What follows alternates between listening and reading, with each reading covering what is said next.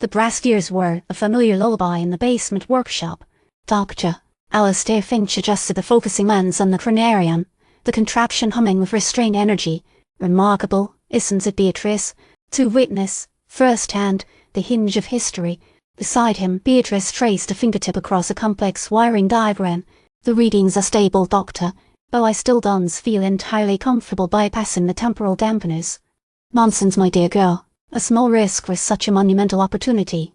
We're set to observe the Normandy landings, June 6, 1944. Thomas always spoke of that day with such regret. He paused, his voice catching slightly. To see him, Beatrice, just once more. A shimmering haze filled the viewing screen. The roar of engines and the raveled machine gun fire spilled into the workshop, a chaotic symphony of war. Beatrice recoiled slightly. Suddenly, the image fractured. A jolt ran through the Chronarium, throwing Alistair off balance. The workshop lights flickered violently. Doctor, what's happening? Beatrice cried, her hand instinctively reaching for the emergency shutdown lever. The view screen swirled, the scene of the Normandy landings dissolving into a blinding white light. When the light subsided, the familiar Victorian clutter of the workshop was gone. They stood in a sleek, futuristic cityscape, dominated by a monolithic tower emblazoned with the words Chronotech Industries. Flying vehicles zipped between towering skyscrapers. Everything was polished chrome and neon light. Alistair staggered, clutching his head. Where are we? It seems we're not in 1944 anymore, Dr. Beatrice said, her voice trembling. A disembodied voice boomed from unseen speakers. Temporal displacement detected. Welcome to near London, 2077. Further inspection revealed that the very nature of the workshop had changed. The brass machinery was now fabricated from shimmering alloys. Blueprints of complex temporal devices covered the walls, none of which were familiar to Alistair. Impossible, he muttered, examining a schematic for a device called the Temporal Resonance Amplifier. This is my research, but advanced, significantly advanced.